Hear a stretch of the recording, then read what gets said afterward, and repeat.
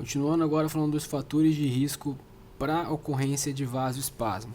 Tá? O principal fator de risco para o vasoespasmo é a presença de hemoglobina, é a presença de sangue no espaço subaracnoide. É o principal fator que desencadeia o evento de vasoespasmo e de isquemia, porque a hemoglobina é tóxica para o sistema nervoso central, ela estimula a adesão de células de defesa, de leucócitos, estimulam a adesão celular na superfície das células endoteliais, estimulam a migração de macrófagos e neutrófilos para dentro do espaço subaracnoide, que acabam fagocitando essa hemoglobina livre e essas hemácias. Só que esses macrófagos, esses neutrófilos vão ficar presos nesse espaço subaracnoide, porque não tem uma drenagem linfática no sistema nervoso central, e existe uma dificuldade da drenagem de líquor por causa da HSA, e por conta disso eles ficam presos ali. E após 2 a 4 dias vai acontecer a morte dessas células, desgranulação dessas células, desgranulação de endotélio, liberando endotelina, radicais livres, que vai levar a vasoconstrição. Tá? Principal fator de risco então para isquemia por vasoespasmo é a quantidade de sangue que tem no espaço subaracnoide, tá? E essa quantidade de sangue a gente mensura através da tomografia. A forma mais famosa e mais difundida de mensuração é a escala de Fischer, que é a tabela 4, que mostra Fischer grau 1, 2, 3 e 4, tá? Fischer grau 1 não tem sangramento, Fischer grau 2 a gente tem um coágulo menor do que 1 milímetro, Fischer grau 3 é um coágulo maior do que 1 milímetro e o grau 4 é hemoventrículo ou hematoma intraparenquimatoso, tá? E o paciente, quanto maior a escala de Fischer dele, maior é o risco dele desenvolver vasoespasmo, tá? Os pacientes sob maior risco de vasoespasmo são aqueles classificados como grau 3 e grau 4 nesse grupo, tá? Essa escala de Fischer falha em identificar o paciente sob maior risco de desenvolver vasoespasmo. Por quê? E aí, como ela falha, foi também proposta a escala de BNI. E a escala de BNI, ela leva em consideração se tem sangramento, né? E ela leva muito em conta a espessura do coágulo no espaço subaracnoide, que foi avaliado e estratificado. Foi avaliada e estratificando pacientes agrupados em grau 3 na escala de Fischer e evidenciando o tamanho da espessura do coágulo no espaço subaracnoide é diretamente proporcional ao risco de desenvolvimento de vasoespasmo. Ela tem a escala de Fischer é muito ampla, né? Tem um ventrículo, um coágulo maior e menor que 1 milímetro. Na escala de BNI, a gente tem um coágulo de 5 milímetros, um entre 5 e 10, um entre 10 e 15 e um de 15 milímetros. Então ele estratifica de uma forma mais progressiva, tá? E por isso que Fischer falha às vezes na predição se vai ter vasoespasmo ou não. Por exemplo, o paciente Fischer 3, dentro desse grupo, vai ter um grande intervalo possível de quantidade de sangue presente no espaço subaracnoide. Vai ter uma variação grande na probabilidade de desenvolvimento de vasoespasmo. E o BNI, ele tenta consertar esse erro da escala de Fischer, ele tenta estratificar melhor o vasoespasmo, né?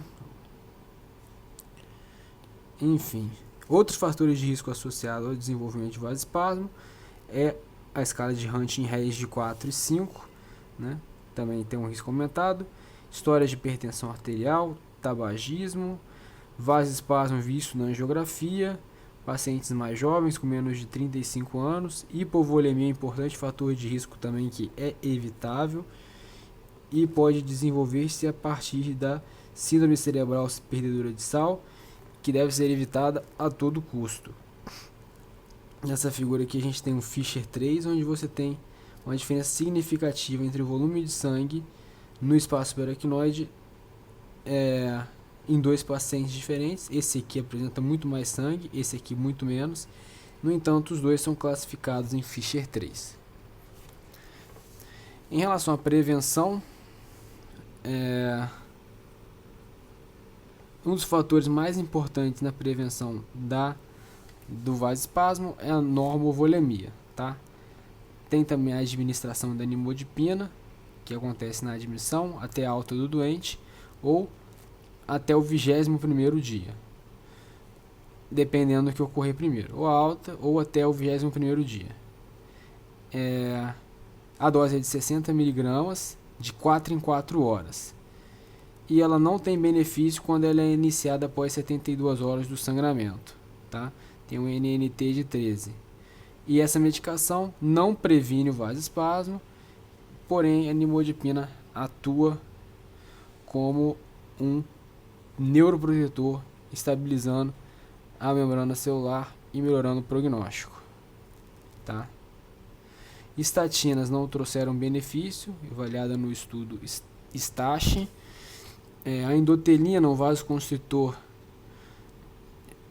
do vasoespasmo, que produz o remédio que é o inibidor da endotelina, que é um causador da vasoconstrição, e o remédio que é o inibidor da endotelina chama clazozentan,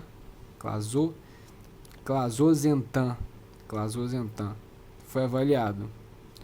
Em diferentes estudos, essa droga vai diminuir a frequência de vasoespasmo radiológico,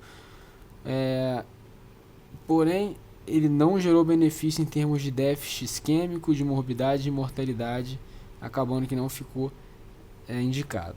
O uso de estatina não tem evidência suficiente para que seja empregada também de forma rotineira. Sulfato de magnésio foi avaliado também pelo estudo MESH, que também não mostrou que tinha indicação de fazer sulfato de magnésio, também não tem indicação. Em relação à monitorização e diagnóstico, o principal parâmetro a ser avaliado e monitorado na HCA neurismática, com risco de vasoespasmo, são os parâmetros clínicos, principalmente o nível de consciência e o exame físico, com a presença de déficits focais. Uma vez que exista disfunção neurológica, a gente deve avaliar se tem hidrocefalia, se ressangrou, se tem infecção, se tem hiponatremia, tá? Tem que excluir também o diagnóstico de vasoespasmo e o tratamento tem que ser instituído. A maior dificuldade nos pacientes que estão em coma, tá? E a gente tem que usar métodos auxiliares como o Doppler transcraniano, que é o método mais comumente empregado, mas ele não deve ser avaliado de modo isolado, tá? 40% dos que desenvolveram o vasoespasmo não vão ter velocidade de fluxo acima do limiar de 120, tá? E a acurácia do Doppler é muito bom para a artéria cerebral média, tá? Para outros vasos ele não tem acurácia boa. Então ele serve mais para avaliar o vasoespasmo da cerebral média, e ainda assim tem uma sensibilidade relativamente baixa. Outros métodos que a gente tem é a angio-TC, tomografia de perfusão e a angio-TC, que tem uma excelente acurácia para o vasoespasmo grave, quando comparado à arteriografia, porém perde sensibilidade no vasoespasmo leve. A carótida interna supraclinoideia e as artérias intracranianas distais são difíceis de serem avaliadas pela angio-TC. A TC de perfusão complementa a angio-TC, demonstrando anormalidades de perfusão, mesmo na ausência de vasoespasmo proximal. O exame calcula 3 parâmetros que, se avaliados em conjunto, conseguem guiar o tratamento do vasoespasmo quando ele tem isquemia nos pacientes críticos. E os 3 parâmetros que ele avalia são o tempo médio de trânsito, que é o tempo médio do trânsito do sangue em uma determinada região do cérebro, em segundos. Ele vê também o parâmetro de volume sanguíneo cerebral, que é o volume de sangue total em um determinado volume do encéfalo, medido em ml a cada 100 gramas, e o fluxo sanguíneo cerebral, que é o volume de sangue em movimento em um determinado volume do encéfalo, medido em ml a cada 100 gramas por minuto. Tá? Essa é a TC de perfusão que vê esses 3 parâmetros. Tá? As variáveis observadas na TC de perfusão, então, é o fluxo sanguíneo cerebral, o volume sanguíneo cerebral e o tempo médio de trânsito. Tá? E aqui é a tabela com as alterações da TC de perfusão. A elevação no tempo médio de trânsito demanda a observação rigorosa do volume e do fluxo sanguíneo cerebral. A ressonância magnética com difusão e perfusão também é uma alternativa. A arteriografia é um método padrão ouro para diagnóstico de vasoespasmo e deve ser reservada quando houver programação de tratamento endovascular do vasoespasmo com isquêmico, né? E alguns sugerem a realização rotineira da arteriografia no 7º dia após o sangramento em pacientes em coma. É uma sugestão que de alguns lugares preconizam. O tratamento do vasoespasmo é uma terapia do triplo H, que é hipertensão, hipervolemia e hemodiluição. O objetivo é elevar a pressão arterial média em 20% dos valores basais.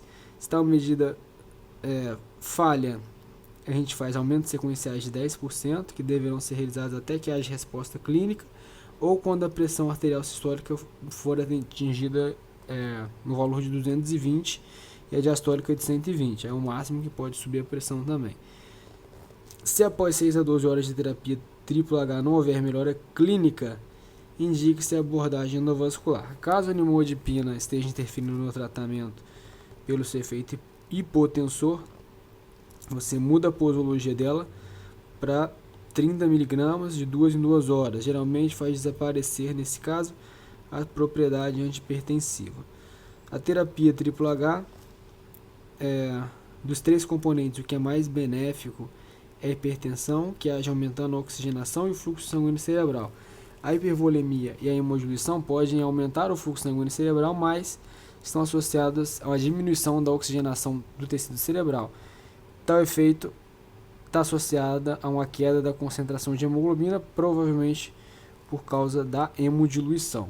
Tá? Expansão volêmica deve ser feita de forma cautelosa, com atenção à concentração de hemoglobina, que não deve ser abaixo de 9. Se for indicada terapia endovascular, a angioplastia com balão deve ser utilizada sempre que for possível, e ela é reservada para vasoespasmo proximal, incluindo da artéria carótida interna supraclinoideia, cerebral média, cerebral anterior proximal, ramos M1, M2 e A1 principalmente, as artérias vertebrais, basilar, né? As artérias cerebrais posteriores, mais proximais, P1 e P2, e estudos angiográficos precoces devem ser avaliados antes da angioplastia para que não se tente dilatar um vaso hipoplásico, levando à ruptura vascular, que é um evento catastrófico associado a uma mortalidade importante. Então é importante você ver como é que era previamente para saber se ele existe realmente um vasoespasmo ou se aquele vaso era hipoplásico. Também não é indicada angioplastia de vasos próximos ao local da clipagem recente do aneurisma, pelo alto risco de ruptura. Caso o vasoespasmo seja distal sem possibilidade de tratamento endovascular, será indicada a infusão intraarterial de vasodilatador, a milrinona e a papaverina. Tá? E o benefício desse tratamento é modesto. Em revisões em terapias endovasculares, utilizando angioplastia com infusão de vasodilatadores, melhora clinicamente em até 62% dos pacientes, com a taxa de complicação de 5% de ruptura vascular e complicações de 5%, e de ruptura vascular é de 1,1%. Outra complicação que a gente pode ter são as convulsões, que ocorrem mais na fase aguda, até em 20% dos casos. Nova crise deve desencadear uma investigação do doente para procurar hidrocefalia, hiponatremia, vasoespasmo. A utilização de drogas antiepiléticas de forma profilática é motivo de discussão. A American Heart de modo vago, eu recomendo o uso profilático de antihipertensivo no período pós-hemorrágico imediato. Não existe indicação para o uso rotineiro de medicação antiepilética, tá? Após o terceiro dia. O que se tem na literatura é que não se tem evidência de que isso seja benéfico, pode ter até um pior prognóstico quando você usa a droga antihipertensiva, e se ela for utilizada, deve ser no período reduzido por 3 dias e não por um período prolongado. Outra complicação é a hiponatremia, que é comum após HSA neurismática, ocorre até 50% dos casos, pode levar a convulsão, pode levar a edema cerebral, pode levar a diminuição do nível de consciência. As causas são secreção inapropriada do hormônio antidiurético e a síndrome cerebral perdedora de sal. Pode também alterações cardiológicas, tá? Com alterações do ECG, o que pode acontecer até em 90% dos pacientes, e tem uma condição mais específica, que é a disfunção cardíaca secundária à HSA neurismática, que é uma condição também chamada de síndrome do miocárdio atordoado ou cardiomiopatia de estresse neurogênico, o CEN, que ocorre até 15 a 20% dos pacientes, que é uma condição que se manifesta por troponina positiva, anormalidade de contração de alguns segmentos do ventrículo, visto no ecocardiograma, alterações do ECG, radiografia de tórax com congestão pulmonar, sem anormalidade na cintilografia de miocárdio ou na cineangiocoronariografia, ou seja, não existe alteração de perfusão de miocárdio, parece ocorrer uma liberação de catecolaminas que está relacionada a HSA, que causa necrose do miocárdio, que leva à liberação de troponina e anormalidade de contração do coração. O principal fator de risco vai ser um Huntington-Reis alto. Nesse subgrupo, a incidência de vasoespasmo com isquemia, com necessidade de terapia hipertensiva é maior, o que complica o tratamento do paciente quando a gente tem que tomar abordagem para triplo H, por exemplo. E a gente não pode usar, por exemplo, a adrenalina para causar hipertensão, tá? Uma preferência para esse doente seria utilizar os inotrópicos, por exemplo, a dobutamina. E outras complicações médicas que podem acontecer são febre, também pode acontecer até 50% dos casos. Muitas vezes não é associada a foco infeccioso, tem etiologia neurogênica, tendendo a ocorrer mais precocemente nesses casos de neurogênica, né? Antes de 72 horas. Deve ser sempre tratada agressivamente a febre, usando remédio, meios físicos, e está associada a aumento sistêmico do metabolismo, do gasto basal de energia do cérebro, e pode afetar de modo negativo a oxigenação cerebral e a pressão intracraniana.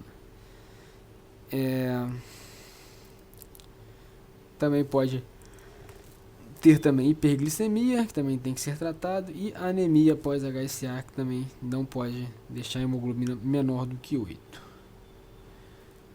E o momento de tratamento e a escolha do método cirúrgico contra o método endovascular. O método é sempre uma dúvida, né? Qual que é o melhor método, se é o endovascular ou se é o cirúrgico. O que um estudo da International Cooperative, blá blá blá, demonstrou que não tem diferença em termos de resultados clínicos entre o paciente tratado precocemente ou tardiamente. Isso está errado, né? Aneurismas obliterados tardiamente, no entanto, apresentam maior incidência de ressangramento. Ademais, o tratamento precoce facilita o manejo terapêutico do vasoespasmo. Com base na literatura, o que hoje é indicado é o tratamento precoce para todo o aneurisma intracraniano roto, seja por meio cirúrgico ou seja por meio endovascular. Mesmo aqueles pacientes que por algum motivo não puderam ser tratados precocemente, se apresentando entre 5 e 10 dias do ictus, os benefícios de oclusão imediata do aneurisma superam os riscos de esperar até o 10º dia, conduzindo o paciente de forma conservadora, sob o risco de ressangrar e sem possibilidade de tratar de forma adequada um vasoespasmo. Então, a recomendação é para sempre que possível tratar precocemente. Existe um grande debate em relação ao método para o tratamento do aneurisma, se vai ser cirurgia ou se vai ser por embolização. E na embolização se vai ser por clipe ou se vai ser por coil. Em 2002, o estudo ISAT, que mostrou que para aneurismas pequenos de circulação anterior, em pacientes com bom score de Hunting-Hess, o tratamento endovascular é superior ao da clipagem. O resultado de um ano mostrou que maus resultados clínicos e mortalidade ocorreram em 23% dos pacientes tratados de forma endovascular e 30% nos cirúrgicos, com redução do risco relativo para dependência de 22% e redução do risco relativo para óbito de quase 7%, indo em favor do método endovascular. Na avaliação mais prolongada, de 5 anos, não houve diferença entre os dois métodos. O estudo foi criticado pela alta taxa de exclusão, pela limitação da população dele e pelo fato da maioria dos centros que participaram serem europeus. Apesar de todas as críticas, depois que o ISAT saiu, começaram a aplicar muito mais, aplicaram aqueles pacientes que tinham aneurismas pequenas de circulação anterior com boas condições clínicas foram todos embolizados. É um estudo que gerou uma conduta aí depois que ele saiu. É importante salientar que dentro do coorte do ISAT existiram 2 subgrupos de pacientes em que os resultados cirúrgicos foram superiores aos do tratamento endovascular. Os pacientes com menos de 40 anos têm baixo risco cirúrgico e a taxa anual de ressangramento associada a um tratamento endovascular de 0,21% ao ano, aliada a uma maior expectativa de vida, torna a clipagem o método mais indicado para esse subgrupo. Pacientes idosos portadores de aneurisma de artéria cerebral média e em boas condições clínicas tiveram melhores resultados com tratamento cirúrgico na dependência de morte, nos casos para o tratamento endovascular.